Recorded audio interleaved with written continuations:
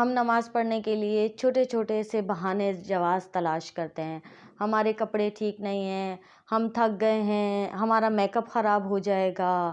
اور صدقے جاؤں، دیکھیے سیدہ پاک کے ہماری، وہ جب جھاڑو لگاتی تھیں تو قرآن پاک پڑھتی تھیں. جب وہ اتنی سخت دن بھر کی کتنی سخت مشقت کے بعد بھی وہ ساری رات اللہ پاک کے حضور جو ہے وہ عبادت کیا کرتی تھیں، اور پھر بھی فرماتی تھیں کہ اللہ پاک آپ کی رات کتنی چھوٹی ہے، میرا تو ذوق عبادت ہی پورا نہیں ہوتا.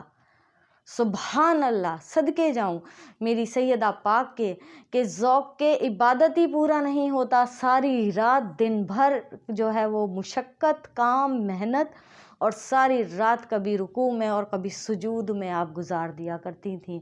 تو ہمیں سیدہ پاک رضی اللہ تعالی عنہا کی زندگی سے سخت محنت کرنے کی تربیت بھی لینی چاہیے، اور عبادت کے لیے، نماز کے لیے ہم کبھی کوئی جواز عذر نہ تراشیں.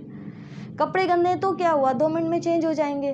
اگر میک اپ ہے تو آپ اس سے پہلے باوضو رہیں، باوضو رہنے کی عادت ڈالیں، تیار ہو جائیں، ہر وقت باوضو رہیں.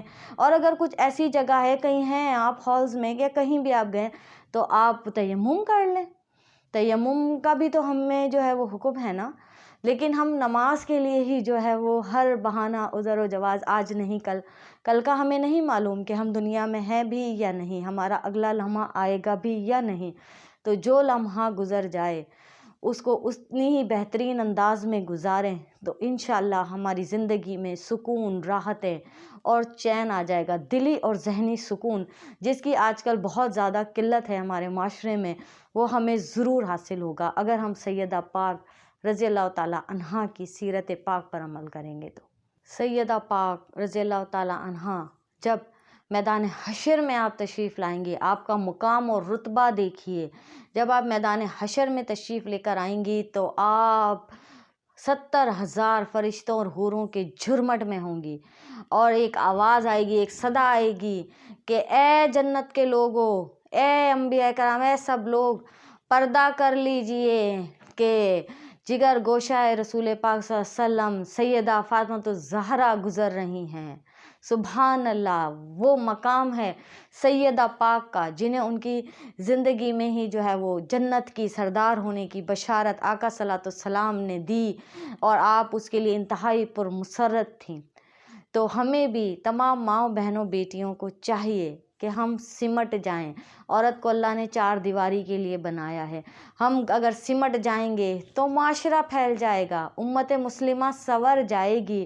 اور ہم نے اگر ان کی آج تربیت نہیں کی اور ہم بکھرے رہے اور ہم نہیں سمٹے، تو ہمارے گھر کے ساتھ ساتھ ہمارا معاشرہ بھی زوال پذیر ہو جائے گا.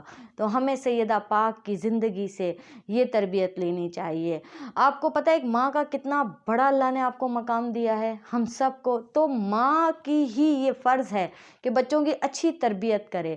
دیکھیے حضرت غوث پاک کی والدہ محترمہ نے آپ کو، جب آپ چھوٹے تھے، یہ واقعہ بڑا مشہور ہے، آپ نے سنا بھی ہوگا کہ جب آپ قافلے کے ساتھ جا رہے تھے تو آپ کے جبے میں جو ہے وہ 40 دینار سی دیے تھے. اور جب ڈاکوؤں کا وہاں پہ حملہ ہوا تو آپ نے ان کو بتایا کہ انہوں نے پوچھا کسی اور کے پاس بھی کچھ ہے، تو آپ نے کہا کہ میرے جبے میں 40 دینار جو ہے وہ سلے میں ہیں.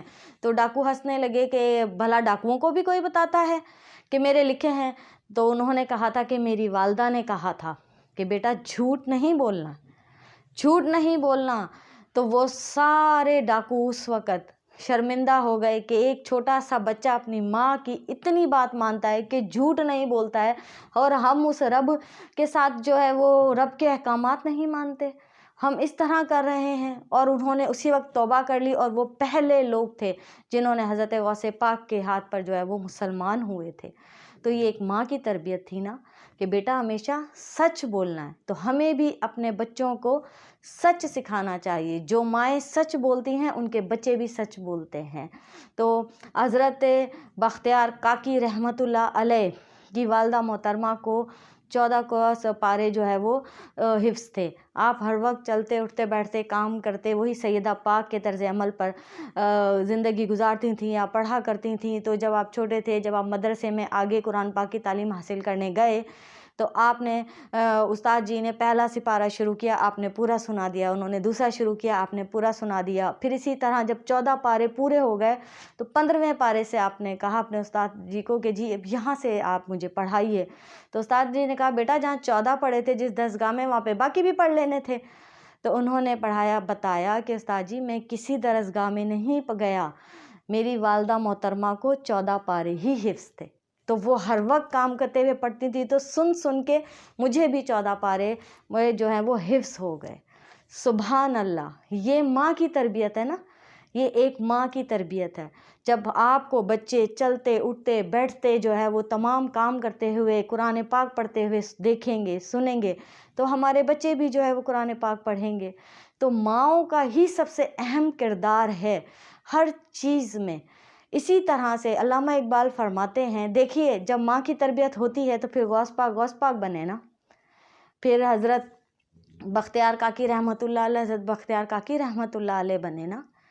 حضرت گنج شکر رحمۃ اللہ علیہ کا واقعہ تو آپ کو یاد ہوگا نا کہ آپ کی والدہ محترمہ جو ہے وہ مصلے کے نیچے شکر رکھ دیا کرتی تھیں کہ اس کے لالچ میں بچہ نماز پڑھے، ان کی تربیت دینے کے لیے انہوں نے رکھا کرتی تھیں۔ ایک بار آپ گھر سے دور تھی، نماز کا وقت ہو گیا، آپ نے وہیں مصلی بچھایا اور دعا کی کہ اللہ پاک آج میری لاج رکھیے گا، آج میری لاج رکھیے گا کہ میرا بچہ نماز کے لیے جائے گا اور اسے جو ہے وہ جان نماز کے نیچے پھر وہ شکر نہیں ملے گی تو اس کا دل خراب ہوگا، کیونکہ ان کی والدہ نے جو کہا ہوا تھا اپنے بیٹے سے، حضرت بابا فرید شکر گنج رحمۃ اللہ علیہ سے، کہ یہ شکر اللہ تعالیٰ آپ کو نماز کے جو ہے وہ انعام کے طور پہ دیتے ہیں اور اس میں اللہ اور آپ کے بیچ کوئی نہیں ہے۔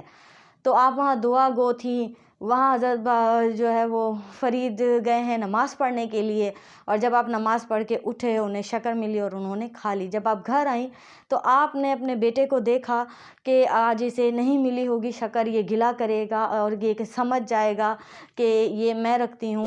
تو آپ دیکھا تو حضرت باپر نے کچھ نہیں کہا، آپ کھیلتے رہے ہیں، پھر آپ نے بلایا، آپ نے پوچھا کہ فرید آج نماز پڑھی تھی؟ تو انہوں نے کہا جی امی جان، امی حضور میں نے پڑھی تھی۔ تو بولا شکر کھائی تھی؟ بولا ہاں کھائی تھی، لیکن آج اس شکر کا ذائقہ ہی کچھ اور تھا، اس کا چس ہی کچھ اور تھا۔ سبحان اللہ، آپ اسی وقت آپ کی آنکھوں میں آنسو آ گئے، آپ سجدہ ریز ہو گئیں کہ میرے رب نے میری لاج رکھی، کہ جنت سے بابا فرید شکر گنج کے لیے جو ہے وہ شکر میرے رب کی طرف سے آئی۔